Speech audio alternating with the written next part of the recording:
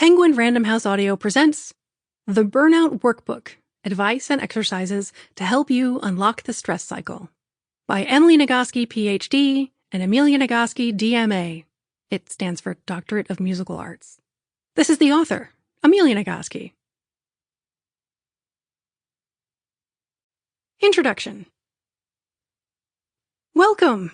The fact that you're listening to this probably means that you have hope that you can feel better, even if you're feeling overwhelmed and exhausted. And you're right, you can feel better. This workbook will show you how. It grew out of Burnout, The Secret to Unlocking the Stress Cycle, our best-selling book about stress, which surveys the ways women experience being overwhelmed, complete with all the receipts, stories, cultural context, and academic citations from many sciences that detail the problem, so the solutions make sense. The book explains both how to feel better and why the strategies work when so much mainstream advice for managing stress fails. It was the book I needed when burnout put me in the hospital twice. Since the book came out, we've learned that lots of readers are looking for help right now. They just need results ASAP, and the receipts are optional. Some of these exercises in this workbook will help you right away. Some will become strategies you'll use in moments of stress, and some may require practice and time before you start seeing how helpful they are. If a certain exercise doesn't seem to click for you, don't worry, that's normal.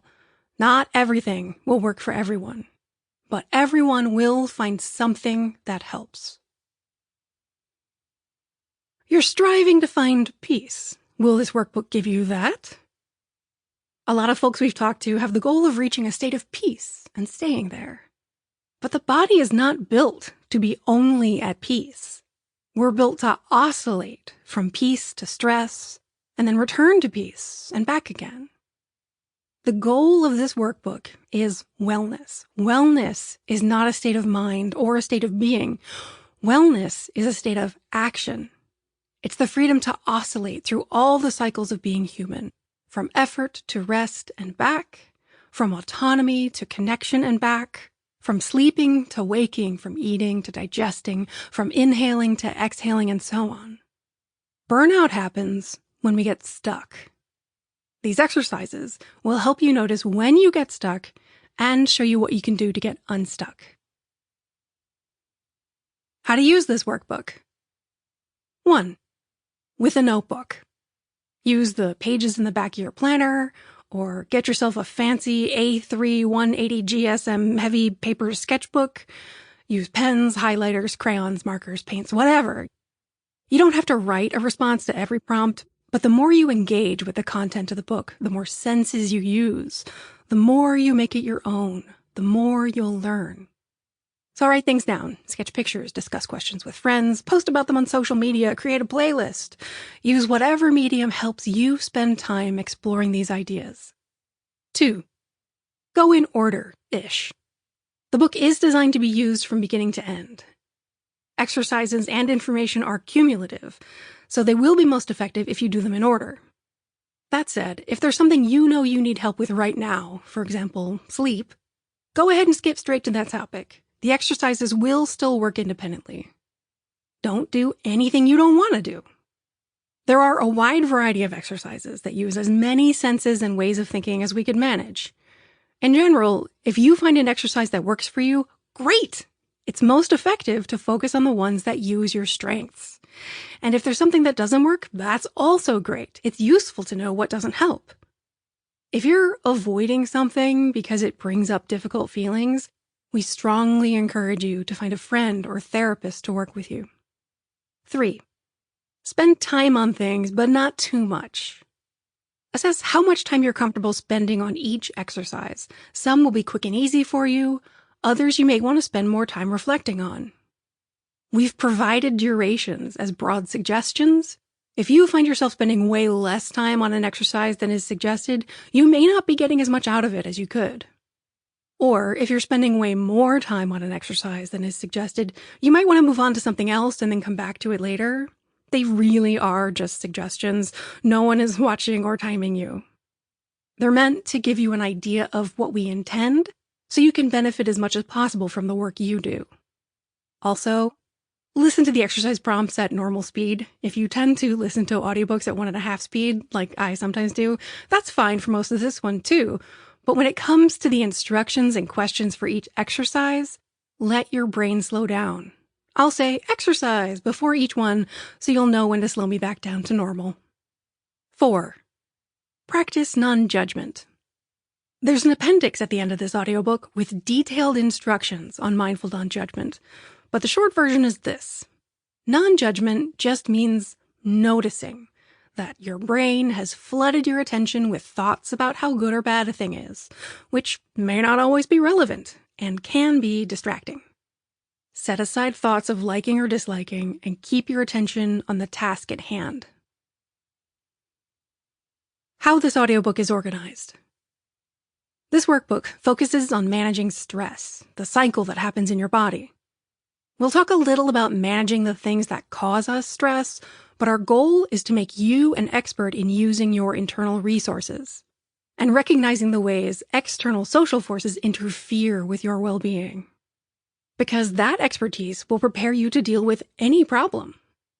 We've divided the workbook into 3 parts. Part 1. What you take with you. In the Star Wars movie, Episode 5, The Empire Strikes Back, Luke Skywalker sees an evil cave. Looking toward the entrance with dread, he asks his teacher Yoda, "What's in there?" Yoda answers, "Only what you take with you." Once you know what you're taking with you, you'll be ready to face the scary stuff. Part 1 walks you through 3 internal resources you can rely on to feel better right away. 1. The stress response cycle. 2. The monitor, or the brain mechanism that controls the emotion of frustration. 3. Meaning in life. Meaning is often misunderstood as the thing you'll find at the end of the tunnel, but it's not. It's why we go through the tunnel, regardless of what we find on the other end. More on these later. Part 2. The Real Enemy.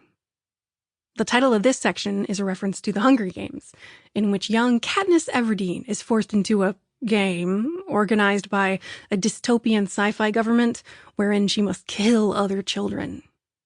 Her mentor tells her, "Katniss, while you're in there, remember who the real enemy is. It's not the people the government wants her to kill who are also trying to kill her. The real enemy is the system that set up the game in the first place." This section is about recognizing the barriers that stand between you and your well-being. Spoiler, the problem is not you. Part 2 shows you how the game is rigged and how to play by your own rules.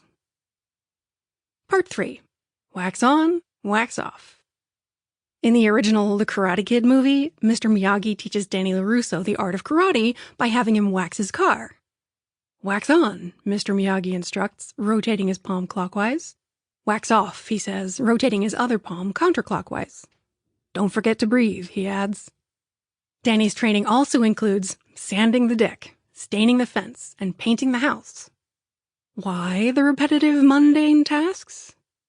Because in the mundane lie the protective gestures that help us grow strong enough to defend ourselves and the people we love. Part 3 is about what you can do every day to grow mighty and conquer burnout. Connect with the people and things you love, rest, and cultivate self-compassion. There's also an appendix at the very end where you'll find support in case you were confused by some of the phrases we use as instructions. For example, we often say, "Listen to your body," because it's a foundational part of this work, and it comes naturally to some people. Many of us, however, have no idea what that means. The good news is that listening to your body is a learnable skill. Anyone can do it, and we'll show you how. The same goes for mindfulness and brainstorming. We didn't want to take for granted that everyone just magically knows what things are or how to do them, because I didn't, and we figure I'm not the only one. Before we dive in, a word on coping. When there's so much going on that you don't have time to work through a series of exercises, there's coping. Our definition of coping is making this moment tolerable. Coping strategies are an important part of preventing and recovering from burnout. If we think of burnout as a wound, it's easy to understand why we need to stop the bleeding, protect the injury, and ease the pain to allow healing. Sample complete. Ready to continue?